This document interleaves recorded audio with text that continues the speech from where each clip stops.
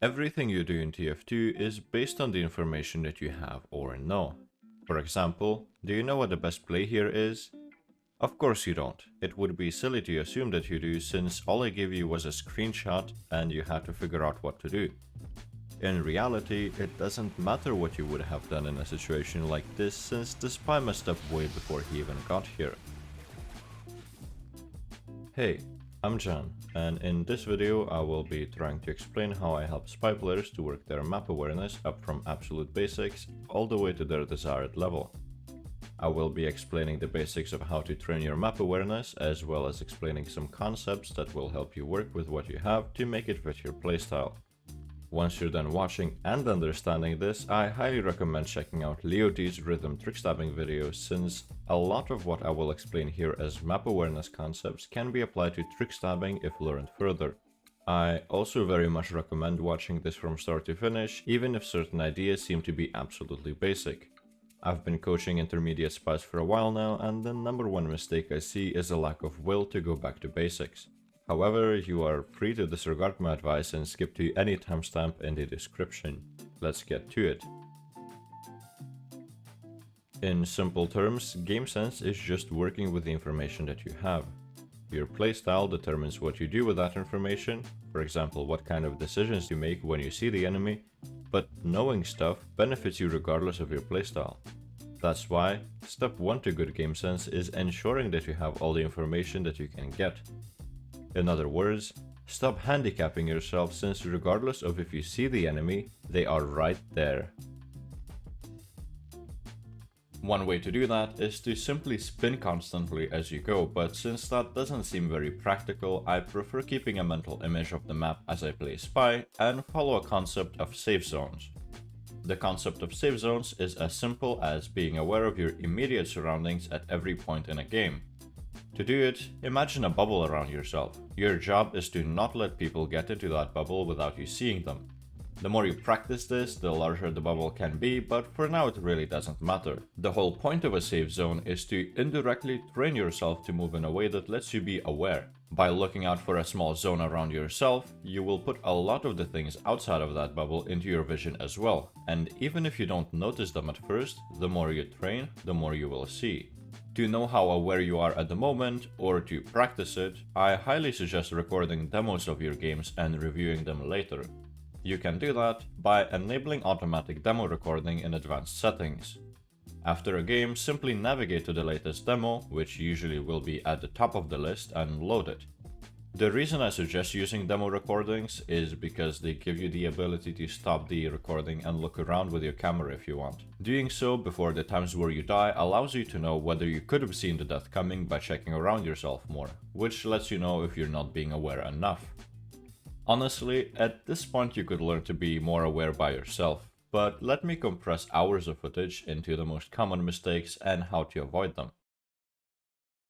First and foremost, if you ever hear a sound cue around yourself, such as fall damage or a spy decloaking, it's important to look around, since your surroundings may have changed. Also, it's very important to pay attention to when the enemies turn around and to know if it happened because of your sound cue. Sometimes it will be random, sure, but your goal is to control what you're giving to the enemy, so learn to never take unnecessary fall damage and mask any other noises that you may make. It's harder to do it with decloaks, but try figuring out what people will hear and what people won't hear based on the distance and what objects you put between them. Knowing that lets you do some sound baiting, but I will cover that a little bit later.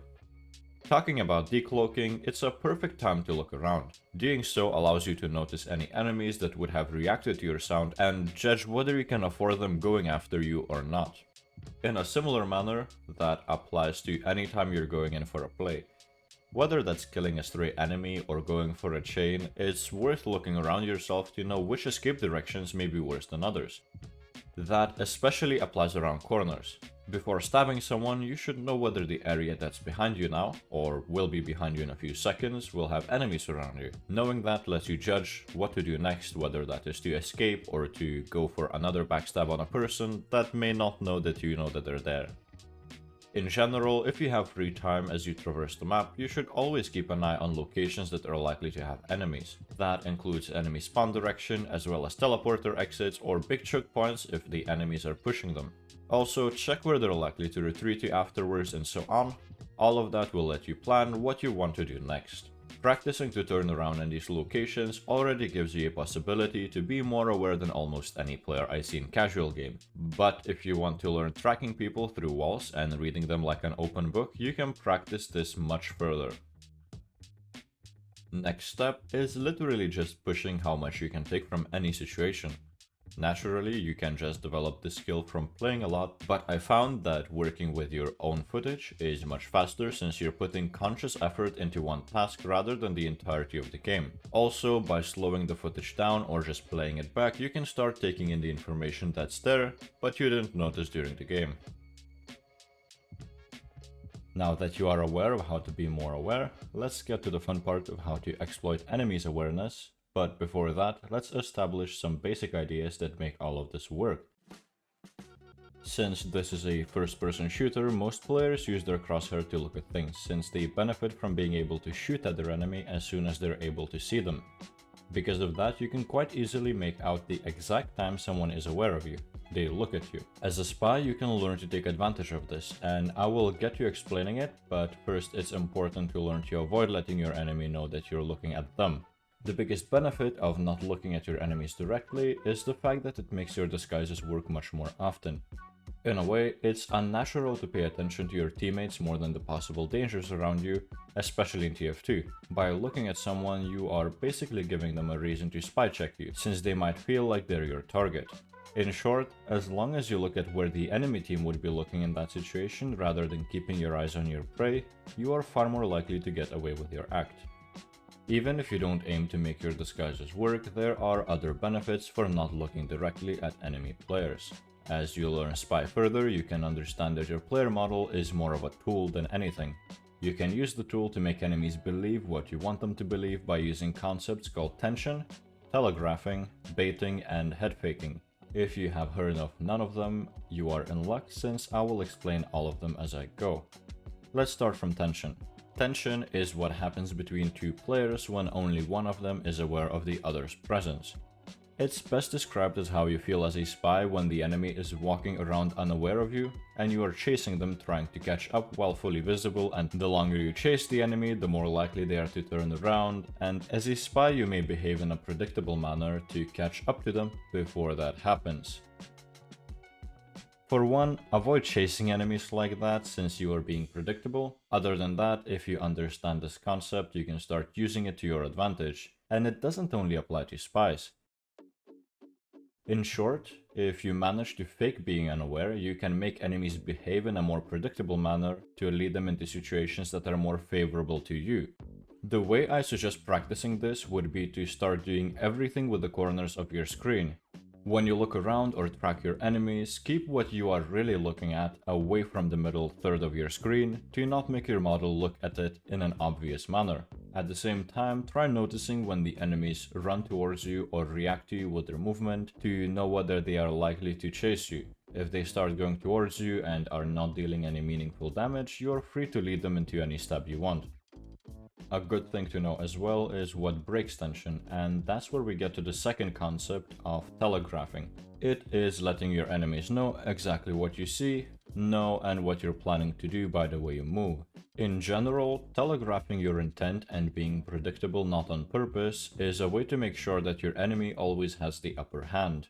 That is why when learning Spy, it is important to be aware of what information you are giving to your enemy, since that is the only way to reliably predict what the enemy might do. For example, when going around a corner, if you make eye contact with the enemy that is chasing you, it is basically sending them a warning that you see them and that you might be planning something.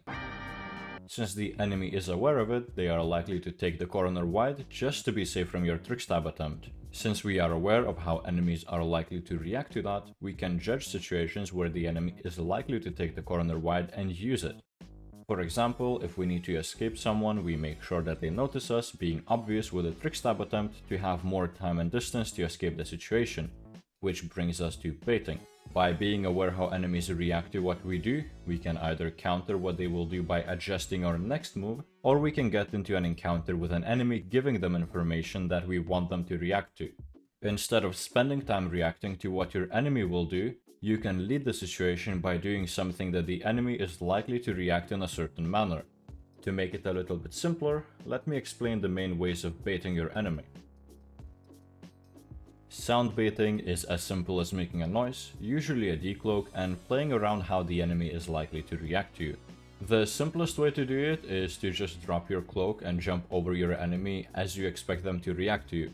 The way it works best is if you decloak not behind the enemy but rather a bit on their side, that way you know which way they are more likely to turn. Then jump over them in the opposite direction from the way where they will turn, not to get shot by accident, and go from there.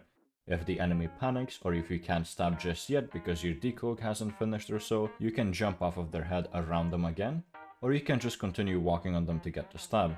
This works especially well on good players since you can reliably expect them to turn around. On bad players it works much worse because some players are just not going to react, so be careful to jump to their side, not necessarily over them, because the last thing we want to do is land in front of a person that didn't react to your sound. Also, this stab works very good on enemies that cannot afford to move around, that way you can very easily predict how they're going to turn, for example heavies that are revved up or so. Sound baiting can also be done with fall damage, but you should know that bad players won't react to it, and since fall damage can come from any class, people are less likely to react to it as much as they would to a dead ringer, for example. The other kind of baiting is damage baiting, and it's much more simple. It's basically damaging the enemy to make them turn to you or notice you. While it may sound like something you don't want to ever do, there are times where it helps. If you see another teammate approaching the enemy from the opposite direction and they're closer to the enemy than you are, you can shoot the enemy to make your teammate's job much easier. It works very well if you are coordinating with a spy friend and you damage bait enemies for them and they bait enemies for you. Personally, I only use gun baiting when practicing surf stabs or when I want to get a surf stab on an enemy I know is going to react to me and shoot me properly. Other than that, I really suggest shooting to kill, since having an enemy being aware of you isn't always a good idea. And at last we have the last term, headfaking. Headfaking is a form of baiting with your view model's looking direction, and I have already covered using it to create tension in certain situations. Using it in more aggressive situations is also a form of baiting, and it is done by looking in a direction to make your enemy think you'll go there or be there. Let me overanalyze an example so maybe you understand it better. In this situation, I use headfaking to fake the idea that I'll try to escape from an enemy pyro since I want him to close the distance between us. I do that because my team is closer and I can use them to escape the situation if the pyro gets too passive before I get close enough for the stab. Then, I use a head fake to make him think that I will go right, but instead I go left. Naturally, I misjudge the distance and how much he will turn, so I miss the initial stab, which makes the pyro go away. However, I notice that he reacts to head fakes enough for me to try for another stab again. Since I want him to go at me, I back away until he starts copying my strafes and going towards me, again, during which I do not use any head faking since I want to make sure that he will react to the first one I do. When I get close enough to the pyro, I try a different kind of an idea with the head fake, which lets me follow through and get the stab. Alright, that is an overanalysis and a half. When I was playing, I was obviously not thinking all these things consciously. I was more following his reaction rhythm and the way that he was tracking, which gave me an idea of when and how to use head faking. It is not as simple as I'll look left and the enemy will turn, but that is much better explained by Leoty, so I will not repeat the same things here. Okay, now that we covered all the forms of baiting, at least the ones that I could think of, I should probably cover when baiting doesn't work. One important thing to understand about baiting, when you're learning it, is that for it to work, the enemy needs to be aware or become aware of you in the process. If the enemy is async, that means they are doing their own thing or not being aware of you, you cannot bait them with your movement at all, since such baiting requires them to react to you in some way. It is as simple as, if the enemy doesn't see you, they won't chase you up the stairs. They might decide to go up the stairs anyway, but it is not up for you to decide. If you want the enemy to chase you up the stairs, use sound or damage baiting to grab their attention if they react to that.